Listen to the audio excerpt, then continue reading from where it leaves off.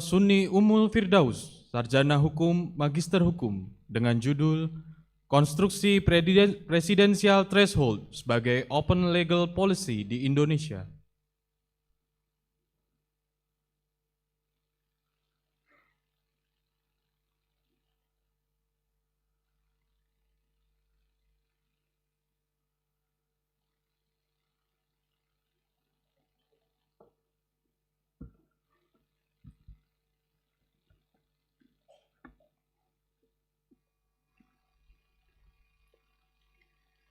Bismillahirrahmanirrahim.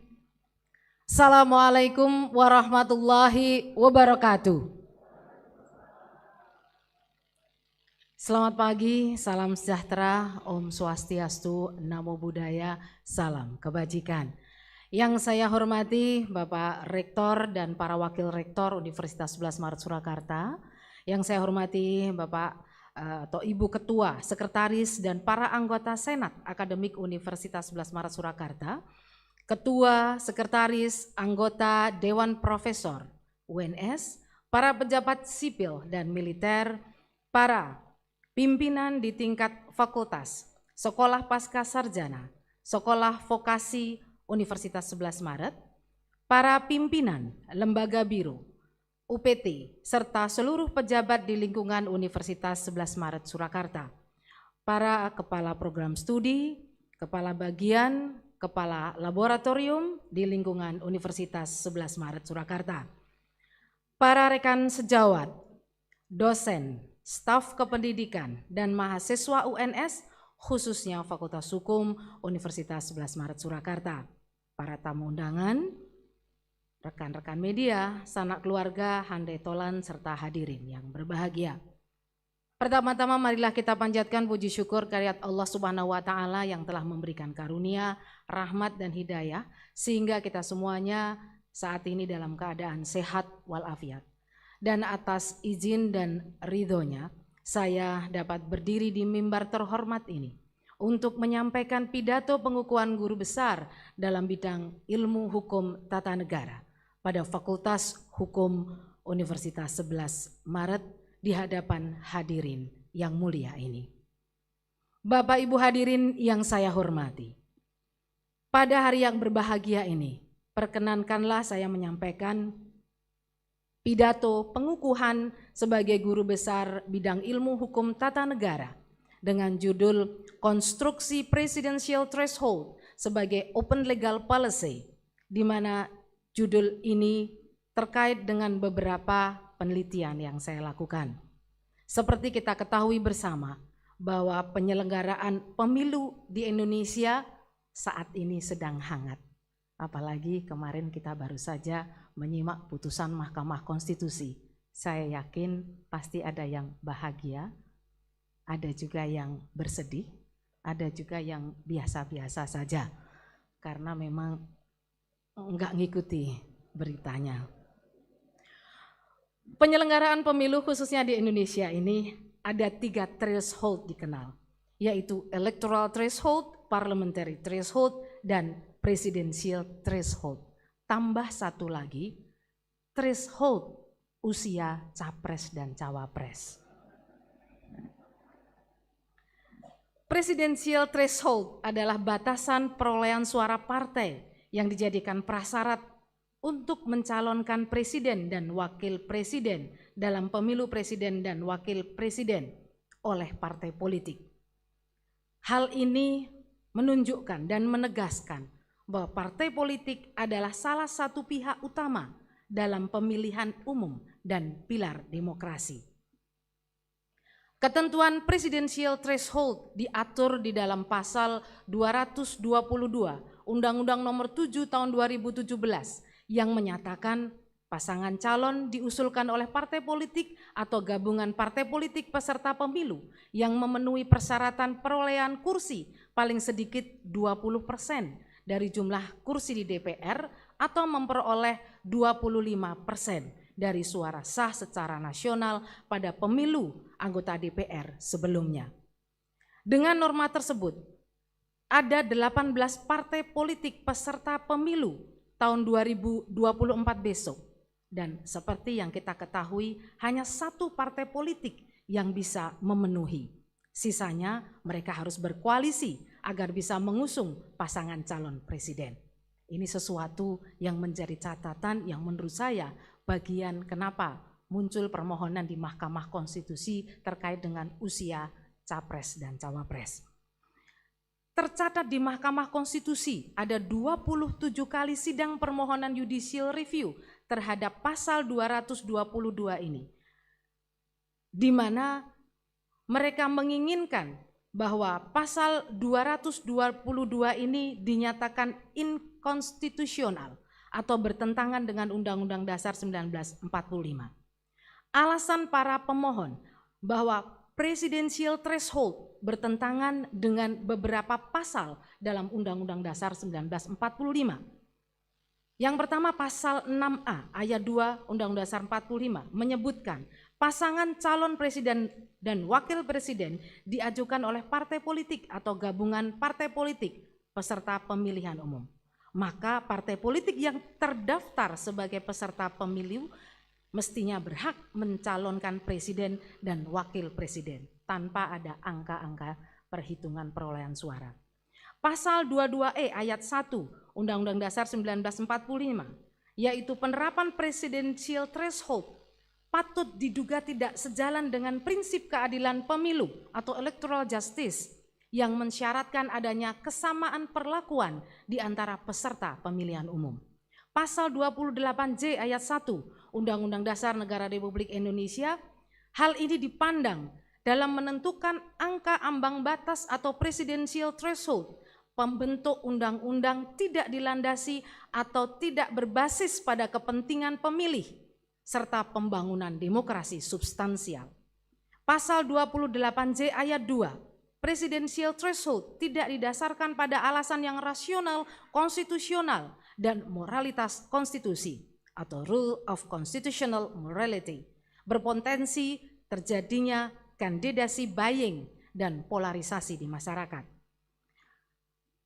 Pemberlakuan presidensial threshold tidak berkorelasi pada penguatan sistem presidensial, di mana putusan Mahkamah Konstitusi sebelumnya menyatakan bahwa pemilu presiden dan wakil presiden harus dilaksanakan secara serentak yang menjadikan penerapan presidensial threshold ini menjadi kehilangan relevansinya.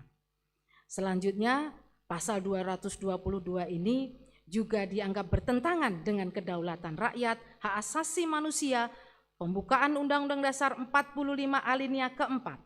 Sistem pemilihan presiden dengan threshold telah mengakibatkan demokrasi berpotensi dikendalikan oleh bandar.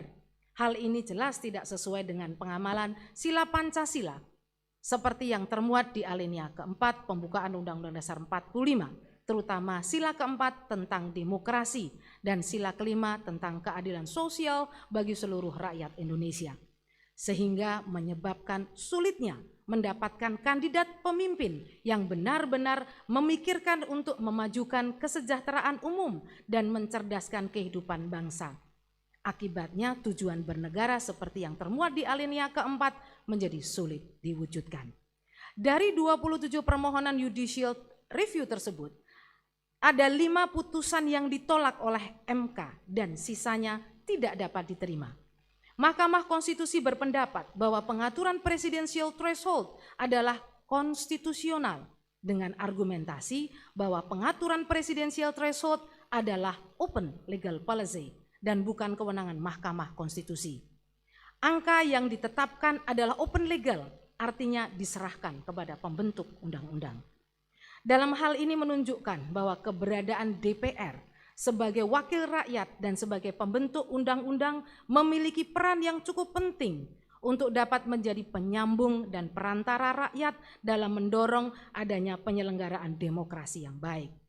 Jika kita lihat dalam kondisi existing democracy index, saat ini demokrasi indeks Indonesia yang terpublikasi oleh Economist Intelligence Unit sejak tahun 2006 hingga 2020 memiliki nilai yang lemah dan tidak menunjukkan suatu arah perbaikan.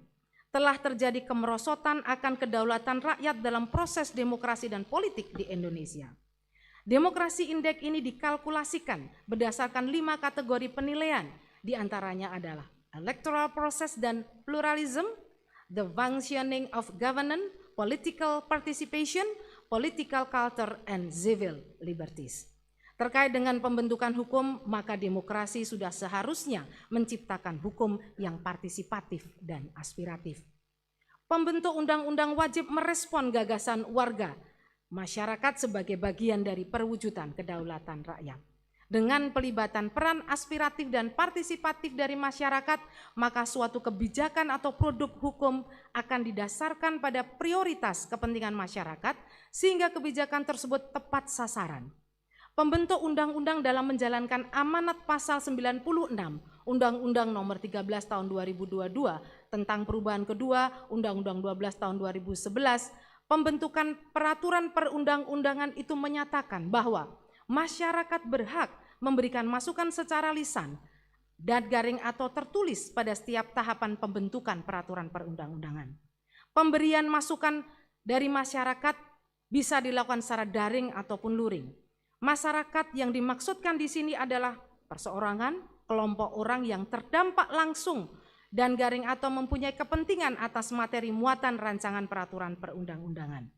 Untuk memenuhi hak tersebut, maka pembentuk peraturan perundang-undangan dapat melakukan kegiatan melalui rapat dengar pendapat umum, kunjungan kerja, seminar, lokakarya, diskusi, dan kegiatan konsultasi publik lainnya.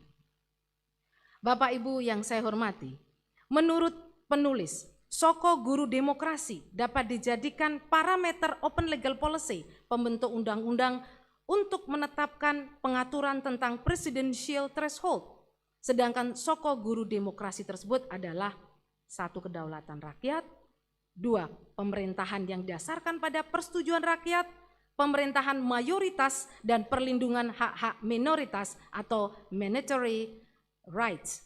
Yang keempat, jaminan hak asasi manusia. Yang kelima, pemilu yang bebas dan adil. Keenam, persamaan di depan hukum. Ketujuh, perlindungan hukum. Kedelapan, pemerintahan yang dibatasi oleh konstitusi. Kesembilan, penghargaan pada keberagaman. Dan terakhir, penghargaan terhadap nilai-nilai demokrasi. Soko Guru Demokrasi inilah yang menjadi hal terpenting khususnya untuk mengakomodir adanya kepentingan masyarakat sebagai kedudukan tertinggi dalam pemerintahan dan berdemokrasi. Karena bicara demokrasi adalah bicara mengenai perjanjian masyarakat atau kontrak sosial.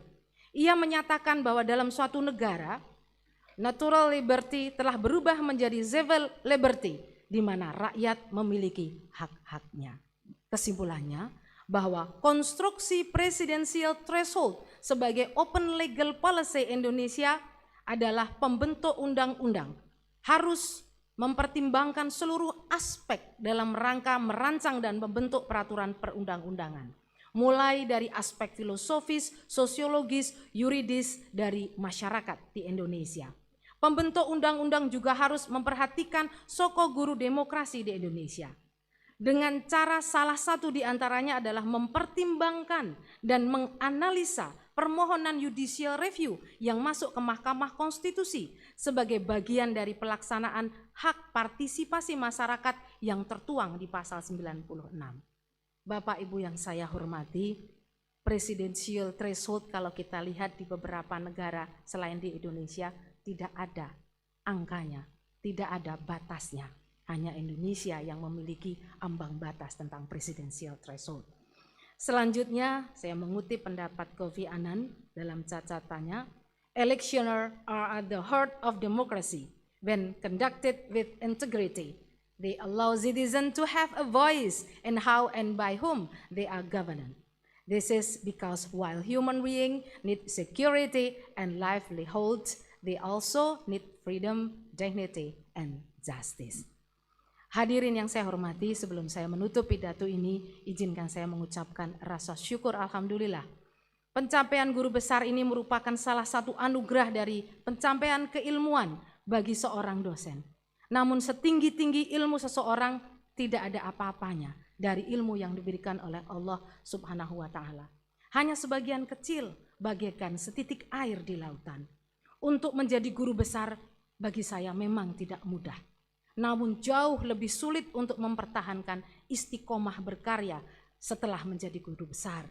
Maka semoga dengan amanah sebagai guru besar ini membuat saya menjadi pribadi yang jauh lebih baik, lebih bertakwa kepada Allah Subhanahu wa Ta'ala, dan menempatkan segala bentuk kegiatan yang saya kerjakan hanya menjadi satu tujuan, yaitu beribadah kepada Allah Subhanahu wa Ta'ala.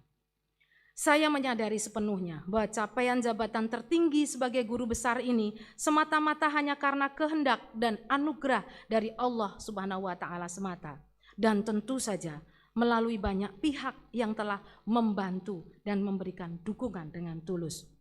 Perkenankanlah saya pada kesempatan yang berbahagia ini untuk menghaturkan terima kasih yang sebesar-besarnya dan penghargaan yang setinggi-tingginya kepada yang terhormat Menteri Pendidikan dan Kebudayaan Republik Indonesia Bapak Nadiem Makarim dan Dirjen Dikti atas kepercayaan yang diberikan kepada saya untuk memangku jabatan guru besar dalam bidang ilmu hukum tata negara Fakultas Hukum Universitas 11 Maret. Yang kedua, Rektor Universitas 11 Maret Bapak Profesor Dr. Jamal Wibowo SHM beserta ibu dan keluarga yang telah memberikan support terhadap tugas dan pengabdian saya di Universitas 11 Maret ini. Para wakil rektor, Bapak Profesor Dr. Ahmad Yunus MS yang setiap hari membersamai saya. Mohon maaf Ibu ya. Membersamai saya ini dalam kegiatan pengabdian kepada masyarakat dan juga membersamai saya dalam menyelesaikan urusan kemahasiswaan tanpa kenal lelah Ibu. Kemudian juga Bapak Profesor Dr. E. Mukhtar SPD MSI CFRA, Bapak Profesor Dr. Kuncoro Diharjo STMT, Bapak Profesor Irwan Trinugroho SE MSc PhD.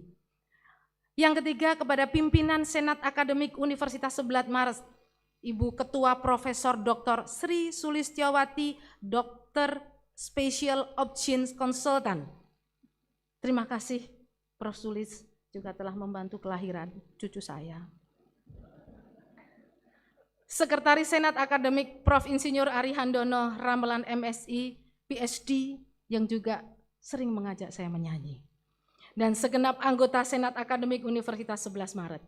Yang keempat, pimpinan Dewan Profesor Universitas 11 Maret Bapak Ketua Profesor Dr. Andes Suranto Cipto Wibisono MSc PhD yang telah membantu saya cukup luar biasa untuk bisa maju dan mendapatkan guru besar ini. Sekretaris Dewan Profesor Bapak Profesor Dr. Cucu Nur Rosyidi STMT dan segenap anggota Dewan Profesor UNS. Ketua Tim PAK Universitas 11 Maret, Ketua Tim PAK Fakultas Hukum Universitas 11 Maret, Ketua LPPM yang setiap hari selalu bersama saya, Ibu Profesor Dr. Okit Parama Astirin dan Profesor Dr. Engineering Samsul Hadi STMT, Dekan Fakultas Hukum dan Wakil Dekan, Prof. Ayu, Prof. Puji, Prof. Yudo, dan Dr. Rustam Aji yang orang Jawa mengatakan teman plek saya. Ketua Senat Akademik Fakultas Hukum Profesor Dr. Supanto SHMH dan Profesor Dr. Alusius Sentot Sudarwanto SHM Tim Kurikulum Credit Point atau CCP yang telah menyetujui usulan saya ke jenjang guru besar. Terima kasih banyak yang tidak terhingga pada Mas Arief, Mas Enggar, serta Pak Willy, serta staf beserta staf kepegawaian di Fakultas Hukum dan Universitas yang telah membantu banyak proses usulan ini. Tim asistensi kelayakan buku pidato pengukuhan guru besar saya di bawah pimpinan Profesor Dr. Sri Sulistiawati, Dr. SPOG, dan tentu saja di dalamnya ada banyak guru besar, termasuk ada Profesor Dr. Muhammad Yamin SHM Tim reviewer publikasi yaitu Profesor Dr. Jamal Wibowo SHM dan Profesor Dr. Harti Winingsih SHM yang telah memberikan penilaian secara teliti, cermat, bijaksana terhadap karya ilmiah saya di tengah kesibukan beliau masing-masing. para guru saya mulai dari TK, NDM Surakarta, SD Jamaatul Ikhwan Surakarta, SMP Negeri 1 Surakarta, SMA Negeri 4 yang tidak mampu saya sebutkan satu persatu yang telah memberikan ilmu dengan tulus, semoga menjadi amal jariah dan penuh barokah. Dosen S1 dan S2 saya di Fakultas Hukum UNS, Bapak Dr. Suraji SHMH, pembimbing akademik saya dan pembimbing tesis saya, Profesor Dr. Suhartono SHMH, Bapak almarhum Sukasno SH, Profesor Dr. Adi Sulistiono SHMH, terkhusus Profesor Dr. Muhammad Yamin SHMHum yang telah memberikan rekomendasi kepada saya sehingga saya bisa mengabdi di Universitas 11 Maret tercinta ini. Jazakumullah khairan. Semoga Allah memberikan barokah kepada Prof. Yamin beserta keluarga. Promotor saya di program Doktor Universitas Gajah Mada, Profesor Dr. Muhsan SHMH, Hakim Agung periode 2001 hingga 2007. Dan co-promotor saya, Profesor Dr. Eni Nurbaningsih SHMH, Hakim Konstitusi periode 2020 hingga sekarang. Mohon Prof. Eni untuk berdiri. Kita berikan aplaus. Prof. Eni adalah salah satu hakim konstitusi yang di putusan MK kemarin argumentasinya concurring opinion. Nanti bisa ditanya lebih lanjut setelah ini. Seluruh teman-teman di bagian hukum tata negara yang selalu menyemangati saya untuk meraih guru besar. Tak lupa Dr. Sunarno Danusastro SHMH yang saat ini hadir bersama keluarga. Mohon Bapak Dr. Sunarno Danusastro untuk berdiri. Serta Ibu Aminah SHMH yang selalu menemani saya berkegiatan di LPPM. Juga Bapak Suranto SHMH selaku ketua bagian, juga Ibu Madalina serta teman-teman yang tidak bisa saya sebutkan karena waktunya sudah habis. Segenap sivitas akademika, rekan-rekan Gopala Valentara, rekan-rekan peneliti di Pusdem Tanas LPPM UNS, supporting system dan peneliti muda Pusdem Tanas LPPM dari tahun ke tahun, P3K HAM, tempat saya mengawali kegiatan penelitian dan pengabdian kepada masyarakat. Rekan-rekan APHTN HAN yang saat ini hadir, Ibu Rektor dari Universitas Dr. Sutomo, Profesor Dr. Siti Marwiyah, mohon berdiri sebentar saja. Kemudian rekan-rekan dari APHAMKA di seluruh Indonesia, rekan-rekan alumni Fakultas Hukum Angkatan 89 dan IKFH, hadir Ketua Umum IKFH Bapak Dr. Mustain Ahmad, Kakanwil Depak, Jawa Tengah. Yayasan Pendidikan Jamaatul Ikhwan dengan Ketua Bapak Mukhlis Mustafa dan juga Bapak Albar Sarjana Teknik. Ibu-ibu PKK RW 7 Permulung Sondaan Lawean. Saya mohon maaf belum pernah menjadi ibu RW yang baik karena jarang hadir pertemuan PKK. Semua pihak yang telah berkenan membantu dengan doa dan dukungan yang tidak mampu saya sampaikan satu persatu dalam pencapaian guru besar ini.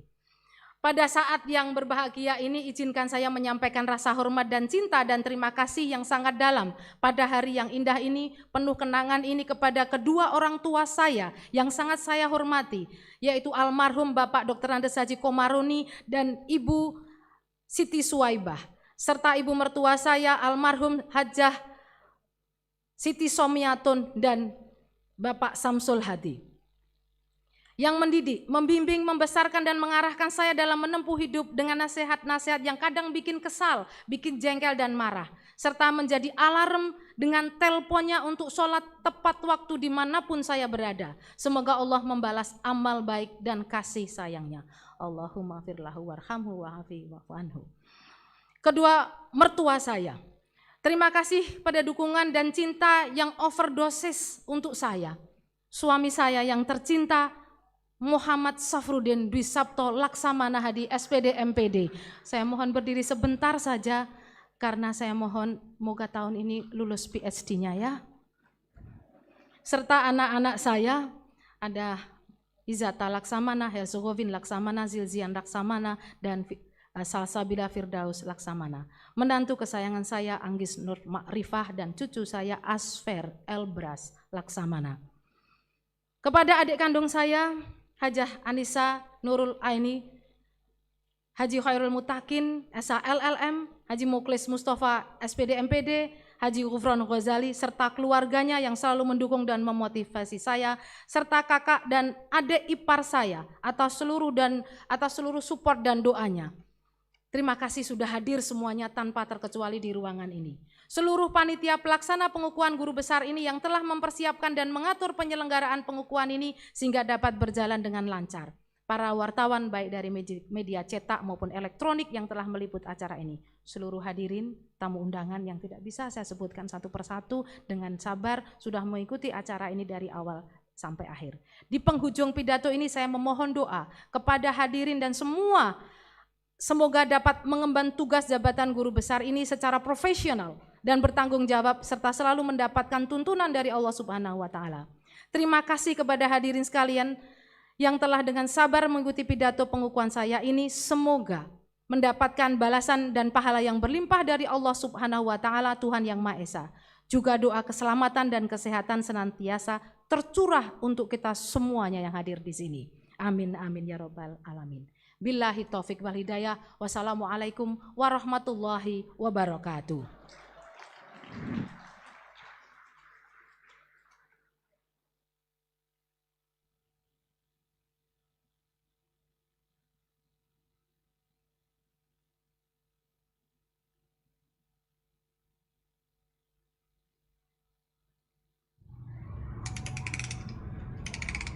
Assalamualaikum warahmatullahi wabarakatuh. Saya Suni Umul Firdaus akan mempersembahkan sebuah lagu. Satu lagu yang mengingatkan saya akan nasihat-nasihat dari ayah dan ibu saya. Satu lagu dari Virgon. Saat kau telah mengerti.